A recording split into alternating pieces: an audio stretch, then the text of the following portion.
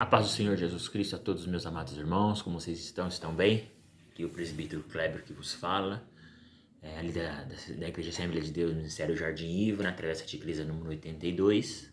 E nós estamos aqui hoje para falar um pouco, comentar um pouco sobre a lição de número 8, a lição do dia 20 de agosto de 2023.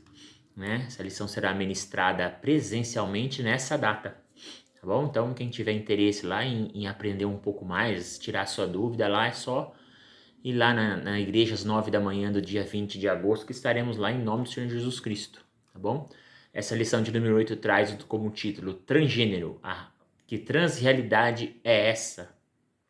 Uma pergunta aí, então a gente vai abordar alguns temas aí bem relevantes, né? Identidade de gênero, isso é certo, isso é errado, o que está na Bíblia, o que não está na Bíblia, o que Deus concorda, o que Deus não concorda, a construção de sexualidade. Se você tiver interesse em aprender um pouco mais, fica aí com a gente para essa aula que será muito, muito, muito importante.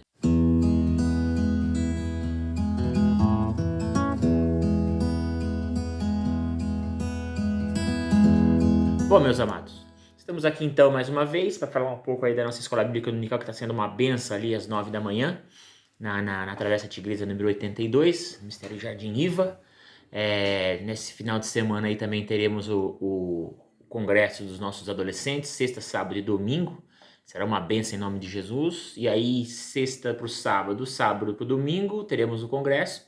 Aí de manhã teremos aí a escola bíblica dominical e trataremos do tema aí de transgênero, que realidade é essa? Né? Vamos falar um pouco sobre isso. Aqui nosso textuário encontra-se em Gênesis capítulo 2, verso 24. Portanto, deixará o varão, ou o homem, o seu pai e a sua mãe, e apegar-se-á a sua mulher, e serão ambos uma só carne. A verdade prática nos diz a sexualidade bíblica ela é heterossexual, biologicamente definida conforme o sexo divinamente criado. Então a gente já começa a entender um pouquinho aí qual que é a vontade de Deus nesse contexto de homem, de mulher, de heterossexualidade, né? A nossa introdução, nossa leitura bíblica fica em Gênesis capítulo 2, do 7, depois do 18 ao 25. E a nossa introdução, ela diz o seguinte: biblicamente, os seres humanos possuem um sexo biologicamente determinado de conformação heterossexual. Então, hétero e homo tem uma diferença. Então, hétero diferentes, homo iguais, tá? No entanto, a desconstrução dos valores e a revolução sexual apresentam novas formas de sexualidade, dentre elas a transgeneridade. Nessa lição veremos as características desse fenômeno, a visão bíblica de sexo, gênero e os efeitos da ideologia transgênero. Nosso objetivo é reafirmar a vontade de Deus quanto ao ser humano, viver de maneira coerente com o propósito divino por meio de seu sexo biológico. Qual seria o sexo biológico? O sexo biológico é o sexo de nascimento. Meninos, pênis, meninas, vagina. Então esse seria aí o sexo biológico, tá? E aí nosso primeiro tópico, vamos ter uma lição aí de 3 tópicos e cada tópico com 3 subtópicos. Seriam aí um total de 9, né? Temos aí o nosso primeiro tópico, vamos falar aí de compreendendo o pensamento da transgeneridade. Então a gente vai falar da identidade de gênero, cisgênero e transgênero e sexualidade. Então nosso primeiro subtópico, identidade de gênero. Vamos lá. O gênero identifica os seres inequívocos do sexo masculino e feminino. Não obstante, na década de 1970, as feministas usavam o termo gênero para diferenciar do sexo anatômico. As ciências sociais passaram a enfatizar que o comportamento social dos gêneros é estabelecido pela cultura e não pelas características biológicas do sexo. Assim, argumentam que uma pessoa não precisa se comportar de acordo com o seu sexo de nascimento. Alegam que o gênero e a orientação sexual não são determinados pelo sexo biológico. O sexo biológico é o sexo de nascimento. Meninos, pênis, meninas, vagina. Nesse caso, avaliam que a relação sexual entre macho e fêmea corresponde a papéis sociais impostos pelo contexto cultural e social, não pela constituição anatômica e biológica do corpo humano. Desse modo, validam qualquer comportamento sexual. Então a gente vai entender o quê? que para esse feminismo da época, e hoje os militantes dessa causa, eles entendem que o sexo de nascimento, ele nasce, a pessoa nasce homem e nasce mulher, né, com sexo biologicamente definido, mas o homem se torna homem devido às forças da cultura, é uma coisa cultural, né, ela é estabelecido pela cultura e não pelas características biológicas. Então, o menino nasceu, a mãe pegou, viu lá que ele tem um pênis. É um menino, então vamos forçar esse menino a ser menino. Então ele é um sexo imposto, não pela característica biológica da criança, testosterona, que é o hormônio masculino, né, estrogênio, que é o hormônio feminino, não isso, mas o que faz esse homem, essa menina, essa criança, esse menino, essa menina se tornar menino e menina é a cultura. Como ele nasceu menino, biologicamente falando, então a gente vai fazer de tudo para ele continuar sendo menino. É isso que eles dizem. Não que o sexo biológico determina ali que ele é um menino ou uma menina, não. O sexo, na cabeça deles, o sexo biológico não tem nada a ver com o gênero. O gênero é uma coisa, o sexo biológico é outra, né? E aí Gênesis 21:22 diz o seguinte: então o Senhor Deus fez cair no sono profundo sobre Adão, e este adormeceu, e tornou uma das costelas, e cerrou a carne em seu lugar, e da costela que o Senhor Deus tomou do homem, formou uma mulher, e trouxe a Adão. Então, homem e mulher. Simples assim, tá? Então, dentro desse contexto da identidade de gênero, a criança nasce menino, com sexo biologicamente menino, né?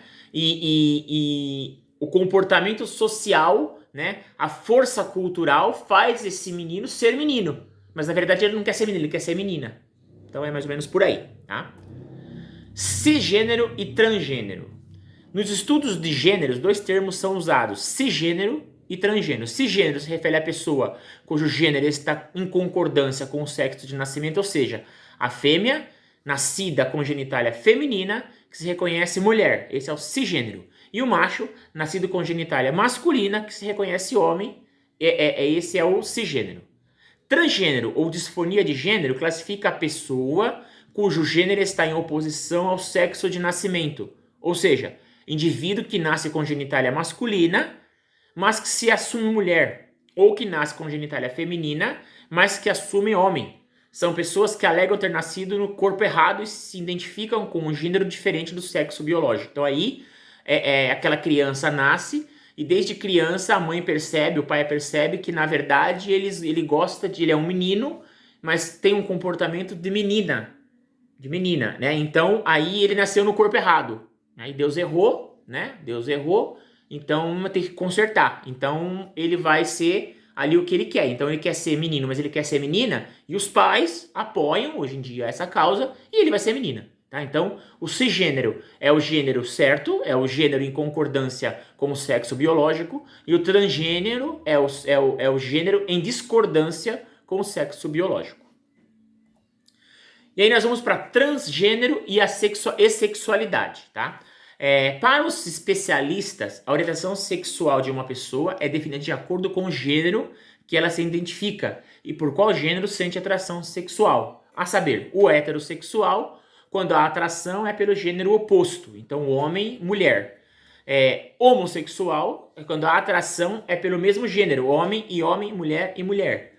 Bissexual, quando a atração é por ambos, então é um homem que pode ficar com homem ou com mulher. Assexual, quando não existe atração por gênero algum. E o pansexual, quando a atração não depende de gênero, tá? Além dessas categorias, existem pessoas que se denominam não binárias, que não se encaixam em nenhum dos dois gêneros, nem masculino nem feminino. Desse modo, como nessa ideologia não há conexão entre sexo biológico e gênero, uma pessoa que se identifica como transgênero transita livremente em todo tipo de relação sexual. Então, aí a gente viu aí várias formas, né, da sexualidade aí do transgênero, e a gente viu aí como que isso funciona. Então tem o bissexual, o assexual, o pansexual, o heterossexual, que é o gênero bíblico, né, que é o que Deus formou, e por aí vai, tá? E aí, dentro desse contexto, o transgênero ele pode flutuar em vários parceiros, várias parceiras, e por aí vai. Aí nós temos aqui o nosso segundo tópico, reafirmando a visão bíblica de gênero, a construção biológica, a constituição moral e a constituição da sexualidade. Então, nosso primeiro tópico, a constituição biológica. Do hebraico Adam, o homem foi formado do pó úmido da terra. Nosso Senhor ratificou que desde o princípio da criação, Deus os fez macho e fêmea. Nessa nossa declaração de fé professa que o ser humano é constituído de 3 substâncias. Uma física, que é o corpo, e 2 imateriais, que é a alma e espírito, ou espírito e alma.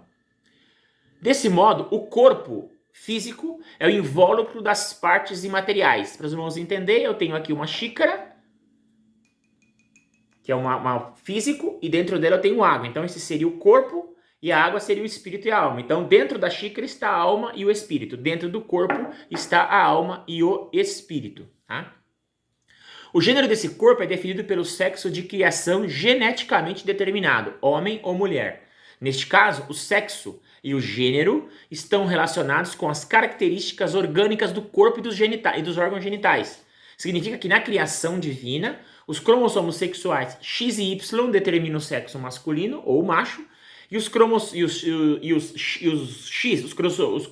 X e X determinam aí o sexo feminino, fêmea. E a gente for lá para Marcos 10:6 diz o quê? Porém, desde o princípio da criação, Deus os fez macho e fêmea, ou seja, é uma construção pré-estabelecida e pré-determinada por Deus. Essa é a constituição biológica do homem e da mulher. X e X feminino, X e Y masculino. Né? Então não tem aí, dentro dessa cadeia de DNA, isso não muda. Então se eu for pegar lá um heterossexual, um homossexual, um pansexual, um assexual, um bissexual, e for analisar os DNAs, todos eles vão estar de acordo com o seu sexo biológico.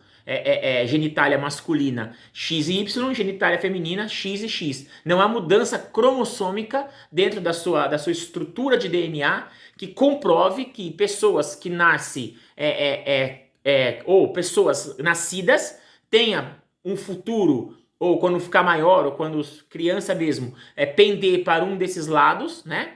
Se você vai procurar no DNA, vamos achar lá em X e H. Não, esse aí é X e H porque ele é homossexual. Ah, não, aqui a gente achou o X e o M. Não, a gente achou o X e M porque ele é pansexual. Não. Homem, X e Y, mulher, X e X. Ponto, tá? Aí nós temos aqui o nosso próximo tópico, a constituição moral. O homem foi criado, dentre outros aspectos, a imagem e semelhança moral de Deus. Entretanto, o pecado corrompeu a moralidade do gênero humano. Então, quando Adão, o homem, criado por Deus, ele cometeu o erro, o pecado de ter desobedecido ao Senhor, naquele momento ali, toda a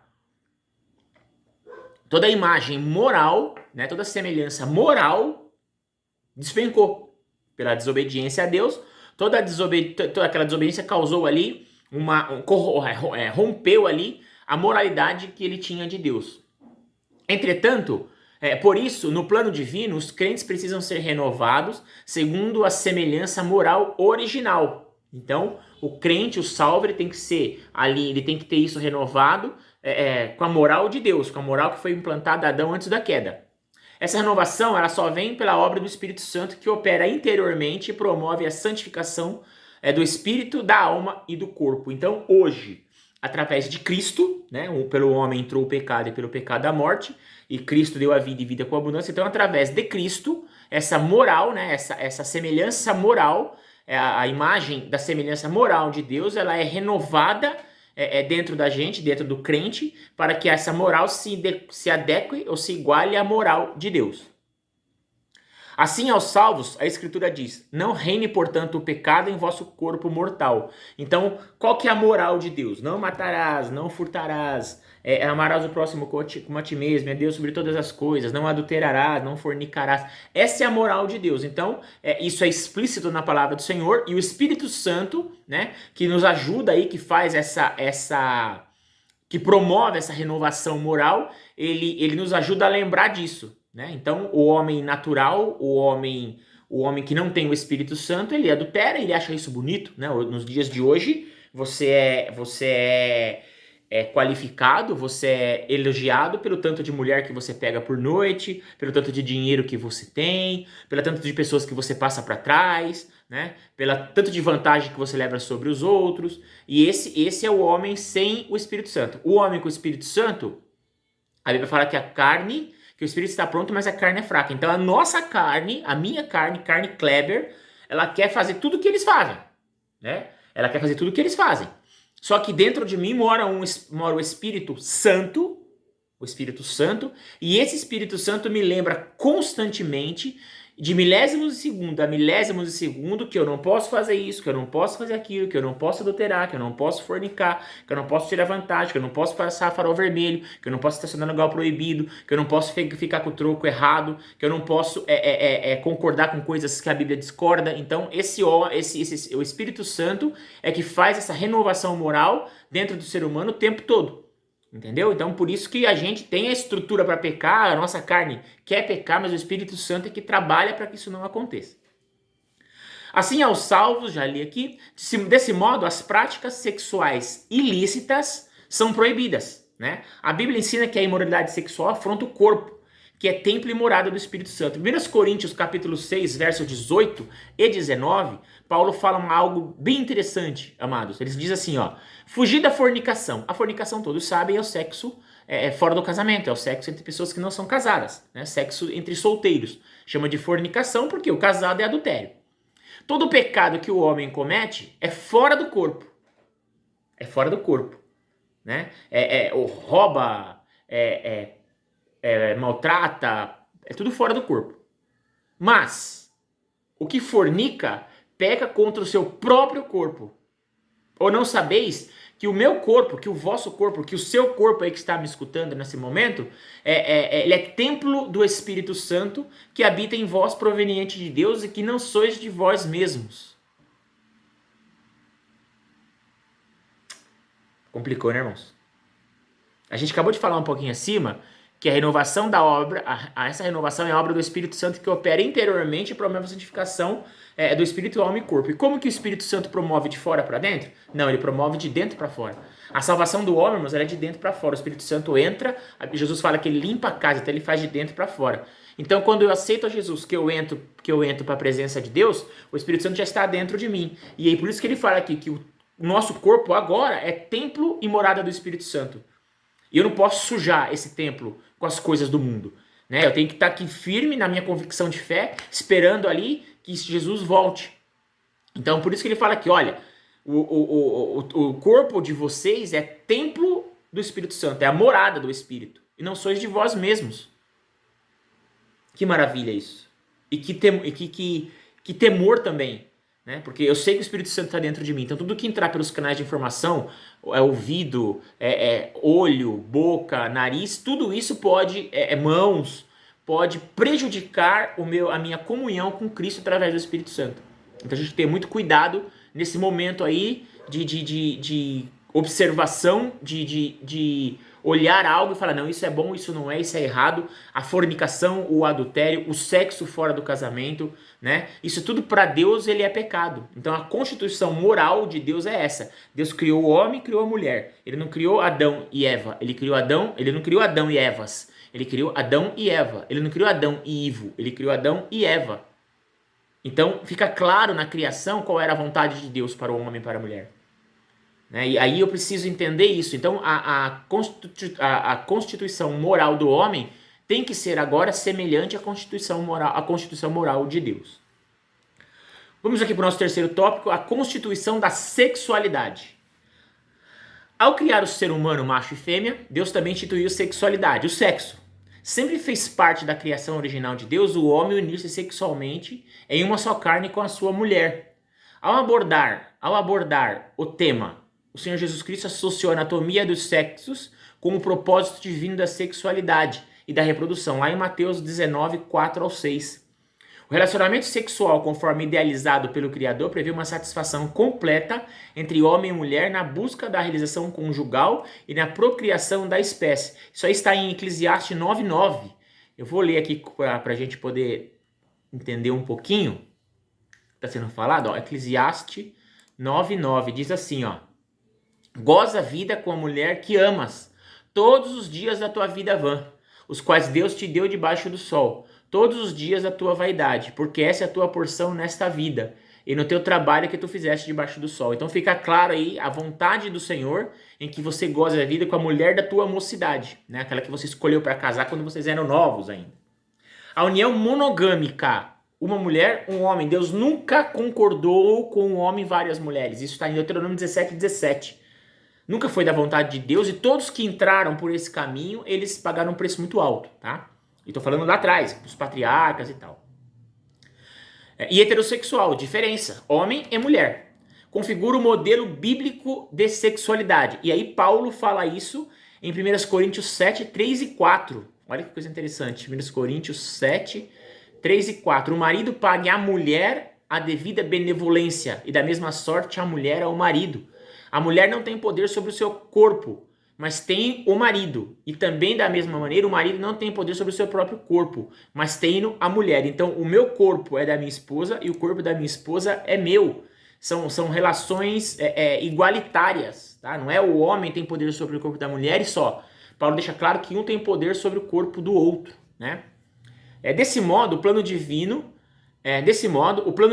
o sexo, o gênero e a sexualidade não são meros estereótipos de construção social, mas estão biologicamente constituídos e intimamente relacionados, ligados, tá? Em Gênesis 1, 27, 28 diz assim, ó: e criou Deus o homem à sua imagem, a imagem de Deus o criou, homem e mulher os criou. E Deus os abençoou e lhes disse: frutificai e multiplicai e enchei a terra. E sujeitai-a e dominai sobre os peixes do mar e sobre as aves do céu e sobre todo animal que se move sobre a terra. Irmãos, eu não consigo entender como é uma outra forma de multiplicar, de engravidar sem ser homem e mulher. Eu ainda não sei qual é, se tem alguma forma de sem ser homem e mulher gerar filhos. Os irmãos aí deixam nos comentários aí, me fala. Porque eu ainda não conheço, eu desconheço. Até já pesquisei na ciência se tem forma, ainda não sei. Eu não conheço outra forma de ter filhos, de conceber, de multiplicar, de frutificar, sem a união sexual de um homem e uma mulher. Mas se os irmãos souberem aí e quiserem me falar se tem, os irmãos, por favor, fiquem à vontade nos comentários, tá bom? Então aqui a gente finaliza aí a nossa constituição da sexualidade. Vamos para o nosso terceiro e último tópico. Depreciação da heterossexualidade. Vimos que o modelo de sexualidade nas escrituras é heterossexual. Homem e mulher, diferentes, né? No entanto, ativistas atuam na desconstrução da orientação sexual bíblica. Em 1991, o termo heteronormatividade passou a ser utilizado em depreciação da prática heterossexual. É uma proposta de doutrinação para apresentar a crítica de que o reconhecimento da distinção biológica entre homem e mulher como dado óbvio do desenvolvimento humano e da realidade, ou seja, a heteronormatividade, que já é um termo doutrinador, é um sistema opressor e normatizador em que se obriga as pessoas a se relacionar apenas em que obriga as pessoas a se relacionarem entre homem e mulher. Nesse sentido, acusam os héteros de preconceituosos, discriminadores e transfóbicos. Então criou-se o termo heteronormatividade para dizer que era uma coisa normal, né? E eles falam que não é normal, né? Se a gente falar que o normal é ser heterossexual, eles vão falar que não. Né, que isso não é normal, que normal, toda forma de amor é normal, e isso torna-se aí também uma forma de doutrinar o termo. Então todos aqueles que são heterossexuais tornam-se preconceituosos, alguma coisa fobia hoje, né? Tornam-se preconceituosos. Eu gosto da minha esposa, de mulher que é a minha esposa, né? Eu sou um heterossexual convicto, então eu sou um preconceituoso, eu sou um discriminador, eu sou um transfóbico por ser heterossexual. Olha onde a gente chegou. Né? E isso não tem nada a ver, né? Dentro do contexto bíblico, Efésios 5:31 diz o quê? Por isso deixará o homem, seu pai e sua mãe, seu pai e sua mãe, e unir-se-á a quem? A sua mulher. E serão dois uma só carne. Então a Bíblia deixa muito claro pra gente que as escrituras ela é feita, né, totalmente quando se trata de sexualidade, ela é heterossexual. Em todos os lugares da Bíblia você vai ver ali homem e mulher, Deus sempre falando, Jesus, o contexto bíblico, homem e mulher, né? Homem e mulher, mulher e homem, sempre, né? Nunca vai ter fora disso daí, tá bom? Depois a gente vai para o segundo tópico, construção de narrativas. Militantes alegam que a subjetividade de se sentir homem ou mulher deve sobrepor a aspectos biológicos. Vamos lá de novo, ó. Militantes alegam que a subjetividade de alguém se sentir homem ou mulher deve se sobrepor a aspectos biológicos, ou seja, o aspecto biológico é o homem, genitália de homem, mulher, genitália de mulher. E aí eles alegam que isso aí tem que se sobrepor a isso, tá? Tem que sobrepor a isso. Nesse sentido, eles se rebelam contra a própria constituição biológica. Então, para adequar a satisfação do próprio corpo com a mente, exigem terapia hormonal. Então, eu sou um homem, mas eu me sinto mulher num corpo de homem. Eu não me sinto homem, eu me sinto mulher, só que eu nasci no corpo errado. A minha genitália é masculina, mas eu me sinto mulher. Então, o que eu faço? Eu faço uma terapia hormonal, eu injeto, né, eu tomo hormônio estrogênio para que o meu corpo torne-se mulher, seios e tudo mais, entendeu? E cirurgia de redirecionamento sexual com pretensas soluções. Então eu raspo, tiro e raspo aqui, porque a feição masculina ela tem isso aqui um pouco mais para frente, a mulher não. É isso que dá esse aspecto masculino no rosto, um dos, né? Então eles tiram isso. A própria cirurgia de troca de sexo, né? Também hoje existe aí. E por aí vai. Várias cirurgias para transformar o homem numa mulher ou vice-versa. Então a mulher que tem genitália é mulher, mas ela se sente homem, ela faz o contrário. O homem toma estrogênio e a mulher toma testosterona. E aí cresce pelos, cresce braço, né? Fica forte e tal. O pênis atrofia em muitos casos, né? E por aí vai. O clitóris da mulher com testosterona cresce e aí é tudo cirurgia para poder readaptar, né? Redimensionar esse corpo aí. Isso é tão sério que o ativismo... Me perdi aqui, deixa eu ver aqui. Isso é tão sério que o ativismo na educação e saúde pública acaba se impondo no doutrinamento de crianças e adolescentes. Bom, o Brasil é o país da piada pronta, irmão. O Brasil é um país que, vou falar pros irmãos, é uma coisa interessante o Brasil. O Brasil é assim, a criança não pode trabalhar. Ela não pode trabalhar. 16, 14, 15... Eu comecei a trabalhar com 13 para 14 anos, irmãos. Eu trabalhei numa loja de roupa lá na Voluntários da Pátria, lá na Zona Norte.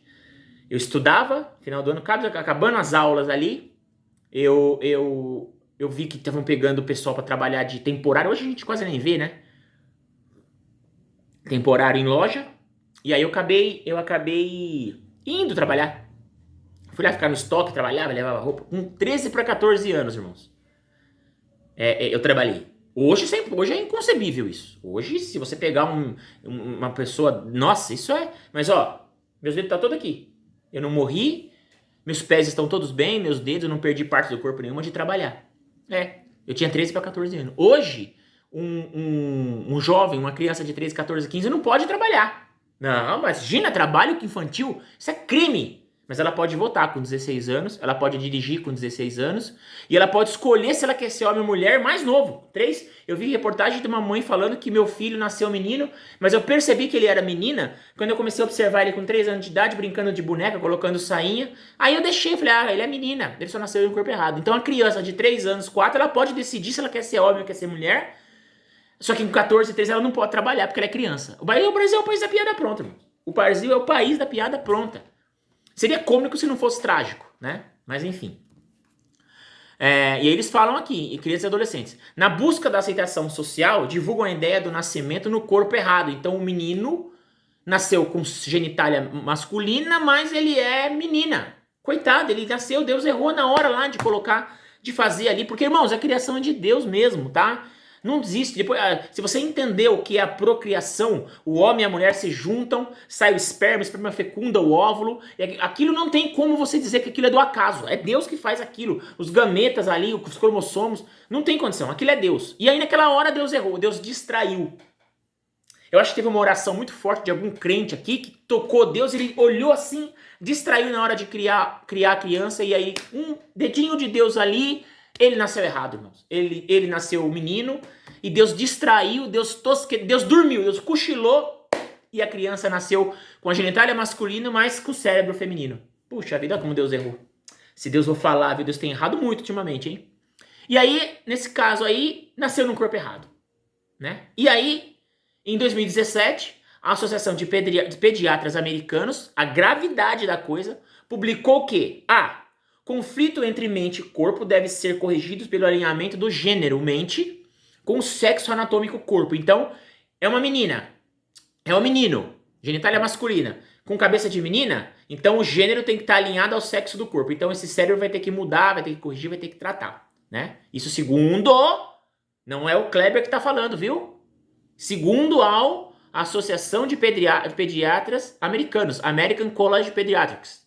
Não sou eu que estou falando, segundo eles lá, conflitos entre mente e corpo devem ser corrigidos pelo alinhamento do gênero, mente, com o sexo anatômico corpo, e não fazendo intervenções evasivas no corpo.